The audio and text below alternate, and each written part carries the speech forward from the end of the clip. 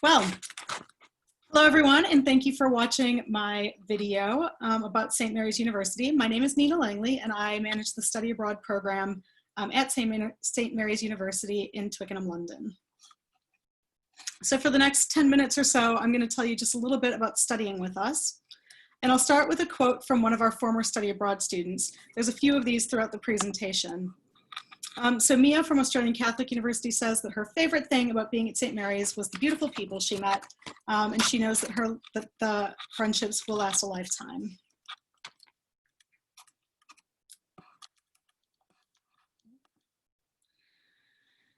So St. Mary's was founded in 1850 as a teachers' college, and it's the oldest Catholic university in the United Kingdom.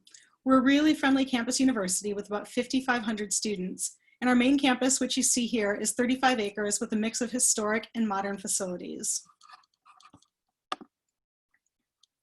Here you see Strawberry Hill House. It's the picture down on the bottom right, which is one of the original buildings on this site dating back to the 1740s. It has a really fascinating history, and you can actually tour it if you want to.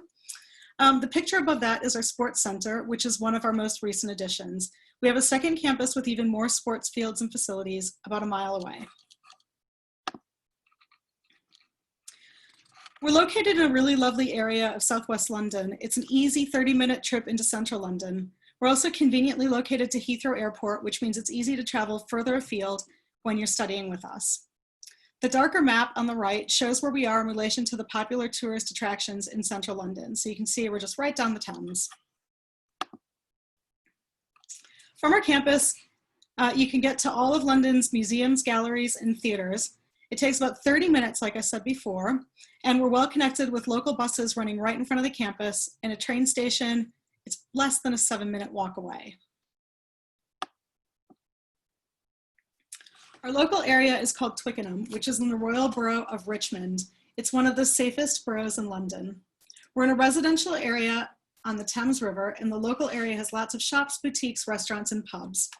We're also in close proximity to 2 historic royal parks that are home to protected wildlife and a great place for picnics and weekend exploration. Kew Gardens is in nearby Richmond, and Hampton Court, which is King Henry VIII's party house, is also right up the road. We offer free airport pickup on International Arrivals Day, so you don't need to worry about how you're going to get to campus. We also offer walking tours of central London and the local area as part of our international orientation program. We partner with a company called Someplace New, who offers a really wonderful social program throughout the semester that you can sign up for separately. And they, well, you can see there, they do West End trips or West End shows, boat tours. You can do some trips within the UK, and you can also go to Amsterdam and further afield. Of course, you are coming with us to study, so you'll be happy to know that we were ranked #1 in London for course and teaching satisfaction in 2019. But don't take my word for it. Jacob from St. Peter's University said that St. Mary's offered him a great educational experience with amazing professors and opportunities to make weekend trips to other countries, a home base from which he could explore London, and a chance to meet great people from around the world. As a study abroad student, you can choose 3 or 4 modules from across our curriculum, as long as you meet any prerequisites. A complete list of the modules available this year are on our website, but here you can see some of our popular options. If you're interested in gaining some international work experience, you can choose to do a workplace learning module. This option allows you to earn academic credit while gaining 60 hours of structured work experience in an area of your choice. Our workplace learning team will work with you to find a placement in a business, charity, sports, or cultural organization. We have a whole lot of ties throughout the area, and our team really does work hard to find something that meets your interests and your career goals. If you're interested in this option, you'll need to provide some details about your experience and interests after you've been accepted to study abroad. Then you apply for a Tier 4 visa before you arrive. So Stephanie said that she loved going to the gym during the day, and that it was a nice home for her, and that she also enjoyed sitting in the ref, which is our cafeteria, during dinner, and going to the Students' Union to spend time with her friends. So Stephanie is just a really great example of how welcoming our community is. And our Students' Union runs 45 clubs and societies that study abroad students are encouraged to get involved in. One of the things that we're really known for at St. Mary's is sports, both for degree courses and for student clubs. St. Mary's facilities were used for training by 10 countries' teams in the lead up to the London 2012 Olympics. Our athletes are also world class. We sent 23 athletes to the 2016 Olympics in Rio, and they brought home 9 medals. If St. Mary's were a country, we would have come in 25th overall.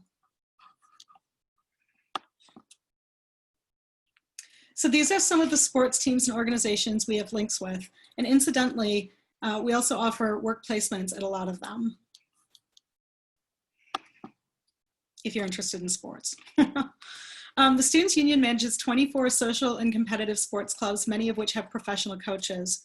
Study abroad students are really very welcome to keep up with their training or to try something new while they're studying with us. It's a great way to meet friends and get involved in the campus community. In addition to sports, our Students' Union offers a range of student-led societies, as you can see here. They're another great way to meet people and try something new, and study abroad students are really encouraged to get involved in these as well. The Fishing Society, by the way, was started by an American student, and it won the Most Charitable Society in 2020 for their engagement with charitable causes. St. Mary's guarantees accommodation to study abroad students as long as you meet the application deadline, so you don't need to worry about where you're going to live. We have single and shared rooms as well as a network of local host families, which is an option when we have a high demand in our accommodation, usually in the autumn. All university accommodation includes a meal plan that covers breakfast and dinner 7 days a week. So hopefully COVID-19 will be less of an issue when you're ready to study with us, but in light of everything that's going on right now, we do want to assure you that we're prioritizing the safety of everyone in our community.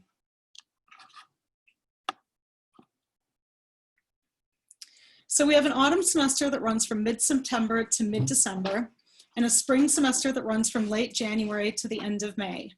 So if you come for the semester 1 in the autumn, you get basically a 2-week orientation period.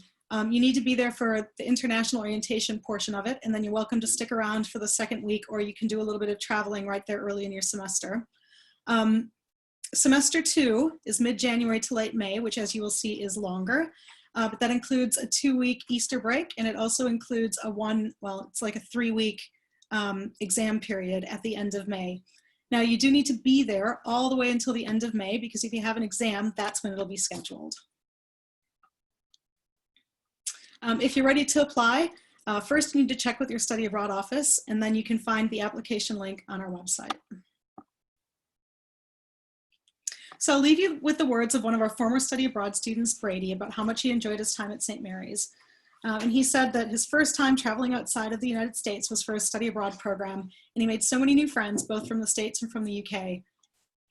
Brady says, the program is great and the people are awesome. So thanks again for joining me and for watching my presentation. If you have any questions at all, we're very happy to hear from you, and you can email us at studyabroad@stmarys.ac.uk.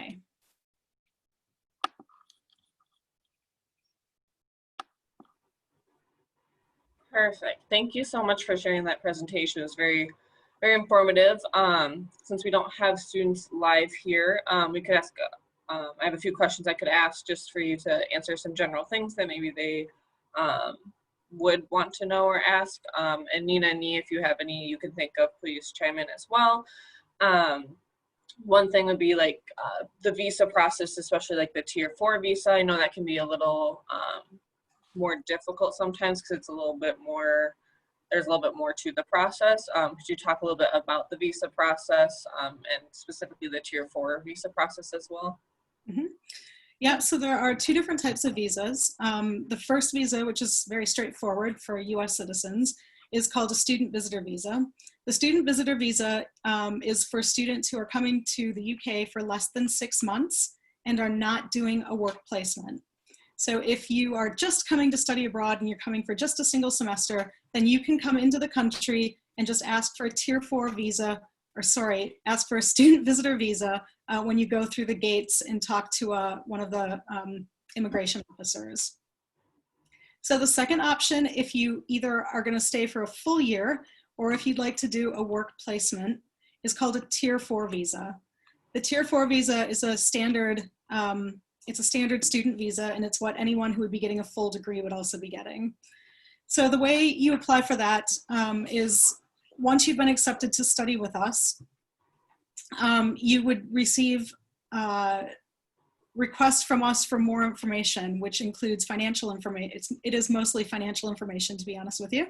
And we need to make sure we have a scan of your passport. That information is what we need in order to basically sponsor your visa. So we would then provide you with something called a CAS. It's CAS. And you would take that, you would read the draft CAS, you would say if you needed any changes, and if you do, then we'll make those changes, and then we'd issue the final CAS. Once you have the CAS, you can then apply for your visa, and you apply online. So there's an online link, you apply for your visa. If you're coming to us for less than 6 months, then you don't have to pay for the NHS surcharge. The NHS is our National Health Service, so it's our socialized healthcare over here. If you're coming for less than 6 months, then you don't have to pay that. If you're coming for over 6 months, then you would need to pay an NHS surcharge, and then you pay a SEVIS fee. Sorry, it's not, is it called SEVIS? No, that's for the US, isn't it? I'm getting my orientations mixed up. You would pay the, you would pay the visa fee, and then you would get more instructions, and basically you would need to, you have to do a biometric, you have to do your fingerprints in a picture, basically. So you have to go to a center to do that. And then you send all of your information in to one of the processing centers, and then they send it back to you. The whole process, once you get your CAS, in normal times, takes about 2 to 3 weeks.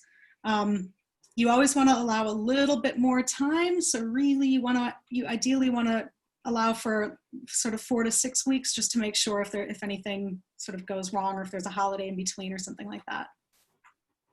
Awesome, thank you. That's really great information. I know visas can sometimes scare students a little bit and be a little bit more tricky, so knowing some of that information is definitely helpful. Another thing maybe you could talk about is kind of the public transportation over there, and what kind of public transit there is. In the US, especially here in Plattville, there's not really so much public transportation, so that's kind of a newer thing for some students when they go abroad. Yeah, no, that's totally makes sense. So where we're located, we have some buses. So like I said in the presentation, we're in an area called Twickenham, which is in the Royal Borough of Richmond. So the buses that we have that are right nearby will get you to all of the surrounding areas. So you can take a bus to Richmond, you can take a bus to Kingston, you can take a bus to Twickenham. So you can sort of take buses all over the local area. They're quick, they come really often, and you can get to all those places in no time flat. And those bus stops are literally like right outside the campus. They're just like, you just cross the road and they're there. There's a train station. So there's a lot of different kinds of public transportation in London. And where we are, we're not on a tube line, but you can get to a tube line by either taking the bus, which you can take to Richmond, or you can take the train, and you can take that to multiple places and get the tube to multiple places, which will just take you straight into central London. We're right near a very lovely sounding station, which is called Strawberry Hill. And Strawberry Hill was specifically built not for our campus, but back when it was a privately held residence. That train station was actually built for the lady who owned the estate, because she agreed to let them sort of build through her estate. So that's why it's there. It's right up the street. It's very, very convenient. It's not at all daunting. You get a card, which you can buy at the station, and you just get a card and you hang on to that card. It's like a credit card, and it's not a credit card, but it's got a little it's got a little RFID reader or a little RFID chip in it, and you just put money on it, and then you just use it, and you can top it up. Super easy, super easy. But also, We teach you how to do it. We show you how to do it, and we take you to a station. So we tell you all about it during international orientation, and then we also take you to a station and we show you how to buy it, and we show you how to put credit on it. So it's not, we don't just throw you in and expect you to figure out public transport. We tell you all about it during orientation.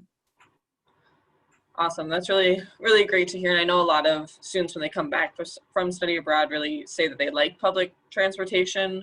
It's just sometimes newer since we're such from a rural area here at Plattville, and people usually have their own cars or they bike or walk. So public transportation sometimes can seem a little scary. I know when I studied abroad, it was scary for me because I came from this area as well. And I was like, how do I use this? So it's really nice to know that you guys kind of explain that. And it's not just, here you go, figure it out. So that's definitely. Yeah, no, we definitely do. And also because the area that we're in, it's sort of a quieter part of London. And because it's a quieter part of London, you're very unlikely to ever get caught up in a really like massive rush hour problem. There's, you're not going to have tons and tons of people.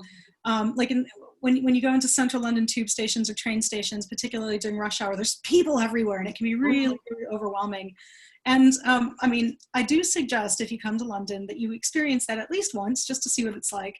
But you're really never gonna, you're never gonna have to have that experience out in Twickenham. It's just not a thing out there. It's a little bit quieter. Mm-hmm. Awesome. Nina, do you guys have any questions you can think of that students maybe would want to know the answers to? That's kind of what I think that I had that it wasn't really covered in the presentation, but I don't know, maybe not. Do you know if you offer any sorts of scholarships available to students? So we don't have a specific study abroad scholarship, but we do offer discounts if partners send multiple people. So the more people that come from one place, there's a reduction in the tuition. Awesome. Cool. I think we're signed up for Butex, but I need to double check that because it may be, with Butex, you can go to any place that's signed up with Butex. I just need to double check if we're current with our membership, but if we are, then you can use Butex Scholar, or you can apply for a Butex scholarship. Awesome. All right. Well, I think that's all the questions we have. Thank you for presenting. Thanks for coming and taking the time with us. We will be sharing the recording to our website and different things so students can come and watch and get more information. We can also share this with you if you guys would like to use it at all. That's great as well. But yeah, I think that's all, and just want to thank you for participating in our virtual fair. Wonderful. Well, thank you for having me, and email if you have any questions. Sounds good. Thanks so much. Great. Thank you. Bye. Have a good day. You too. I was going to say evening, but it's still day there. Oh, it's day here.